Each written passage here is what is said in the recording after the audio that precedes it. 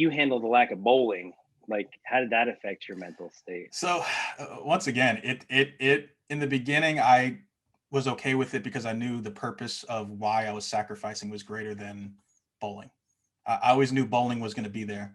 I love bowling. I love the competition and the sport of bowling, but the most important thing I enjoyed about bowling was the people I bowled with and the people I bowled against.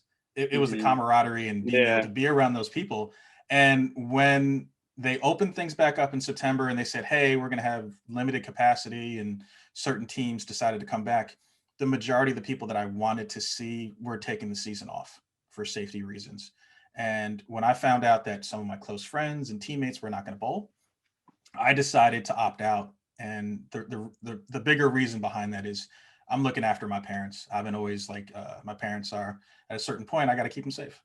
And throughout the whole pandemic, I was the Instacart guy unofficially, right? Hmm. Shopping for them and bringing groceries to them and making sure that they were safe. And they've been safe since last March and they still are safe.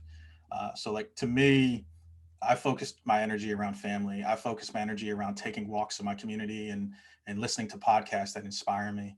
I started having conversations with somebody new every week. I would reach out into the different Yeah, that's people I definitely know one of through the. LinkedIn, Facebook, Instagram, and I just say, "Hey, I'm about to take a walk. Do you want to join me while I'm walking, and we'll talk for like an hour about anything?" Just like it's been a while since we caught up, and I made that a practice to make sure that I caught up with people and had actual interaction and conversations, whether it's like Zoom, like us, like when we catch up every week or as Hmm. often as we can, to just a conversation with someone over the phone. I know you do the same thing, so tell people sort of what you do. Yeah, I think that's really helped me overcome this anxiety around the unknown, right? The fear. Like, when I look ahead and I don't see anything on my calendar for the next week, I start kind of saying, like, oh man, I need to schedule a call. Like, if I look at my Tuesday and the only meeting is me and you on it, I'm like, oh, I got to figure something out, right? So sign up for lunch club, right? Or I'll sign up for a webinar. Like, you know, webinars right now, whether recorded or live, they've really been a lifeline for me to just stay connected and plugged in, especially in this kind of independent kind of world I live in, from a consulting perspective, and like that has been really helpful for me in understanding like and removing some of the anxiety around the fear of the unknown, Okay.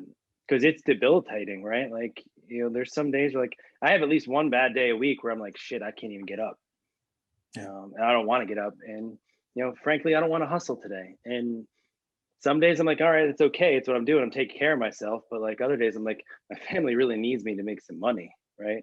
Yeah. Or you know, the revenue streams that I don't have are very obvious right now, right? Um, but I Yeah. think everybody's kind of feeling that a little bit, And and I think the having a overall, book schedule and talking to people about it, like it's okay, right? Like that's a big thing in my parenting style, right? And like, and their the mental wellness of my children is like it's okay to have these feelings, right? How we react to it is, you know, what's going to make or break us down the road, right? Like it's okay to be angry. It's not okay to throw a chair into a wall, right? exactly. So, it's okay to be sad, but it's not okay to lay under your covers all day for a week straight and fall into a deep depression and spiral out of control, right? Yeah. Yeah. I feel we have to focus on making progress each day and not worry about perfection. I also feel that it's okay to not be okay. I think Yeah. too often we focus on like everything's got to be great. I need to show positivity to the world. I need to show that we're going on hikes and my family's looking great and I'm doing this. We don't see the dark side. We don't see the low moments No. that we all have as people, as human beings. And I think that segues right into the topic of mental health. I feel Yeah. that mental health is real. I have a lot of friends throughout this 2020 and beyond, even before 2020, are suffering from mental health, whether it's anxiety, depression, folks I know that might be bipolar, and all the various things that have their PTSD and they have their triggers and trauma. And you can only imagine, speaking from your point of view, you have children, like what your children might be going through. Like that, it's just such a true point, man. Like I think like at the beginning of this thing, like, oh man, kids are resilient, right? They're gonna overcome this. They're not even gonna remember this. But now I'm looking at, man, this is a 12-month tragedy that they're experiencing. Yeah. This is now becoming a traumatic event for them. And I hear kids saying, like, I would drive a kid the other day, right? Picked him up from baseball practice, had him back in my car, and I hear him talking to my son. They're talking about like this kid's having nightmares about COVID that he can't go anywhere, right? Like, and that was the first indication to me, like, man, you're gonna have a mental health problem for this whole generation of kids. Now, I also live in Sandy Hook, Connecticut, and we all know what happened here. And Absolutely. this age group in this scenario, these kids are already traumatized, right? They already live under this, you know, umbrella of fear that, frankly, I try to overcome every day, but this is adding a lot onto their plates. And I think me as a parent, what I need to also focus on is their fear of unknown and their mental health, and helping give them an open space to talk about it the same way that like you and I are talking about it here. Like we talk about it on the regular. And so Yes. I need to create that space for my kids to just talk about it. We don't have to do anything with that information, but like, I don't know about you, but I just write stuff down. Like I have my little journal that I do every day. I create my little squares and my quadrants. And in one of those squares is always an overview of how I'm feeling for the day. And I just Yeah. write down random words. It's not even, today's doesn't even look like a sentence, right? It's just a bunch of words about what I'm feeling. And so, you know, and that's something I've got to start focusing on is like, how are my four kids going to recover from this, and what is their state of mind going to look like? Let them know that this is just, yeah, it's traumatic, and what we've gone through is really, eye opening for them. But how are they going to recover from it? When they're and and just to kind of caveat here is like, I'm still trying to overcome myself.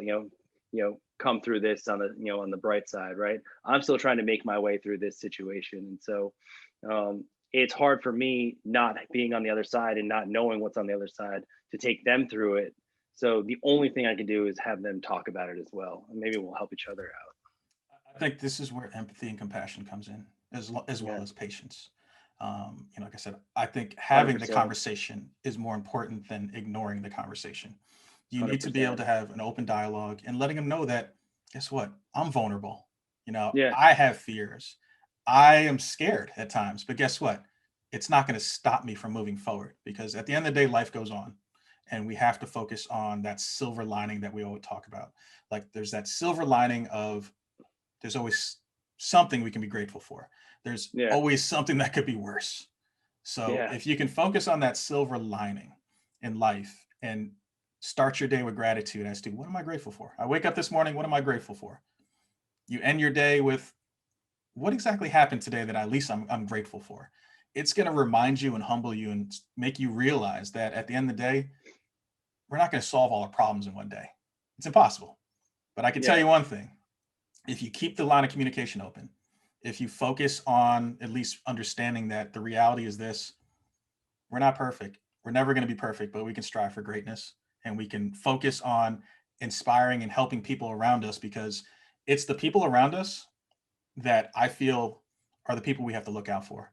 Because one conversation, one text message, one something could be that butterfly effect that changes the course of history for that person on that day, in that moment, hmm or 5 years from now. And that's why we talk about legacy with what I do with Beyond the Legacy. and I think it's great, man, because like you lift me up when you just say like, "How you doing?" Right? Or check this out, or saw this the other day and I was thinking of you.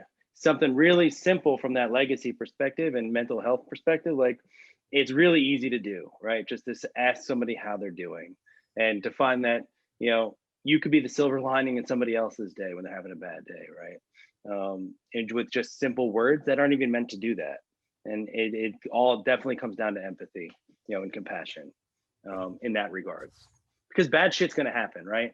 No Mhm. matter where, no matter what time period we live in, bad shit's going to happen. It's how we're going to respond to it is what's going to Exactly. define the legacy in the long term.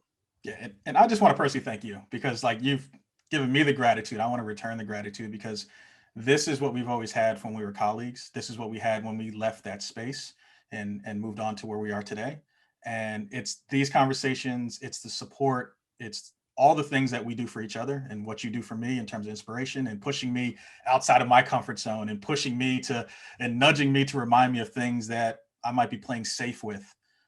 It's those moments and those things that I'm grateful to have you as a friend, and obviously as a former colleague, and someone I hopefully will partner up with sometime soon on some of the things we've been talking about strategically with regards to what you're doing respectively and Beyond the Legacy. So like this is the first of many conversations we're going to have. I think we're going to probably turn these into a series. So, stay tuned as to what's going to happen next with TJ and I.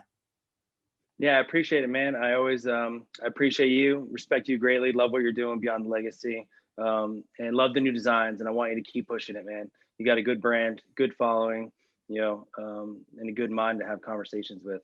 So definitely appreciate your time.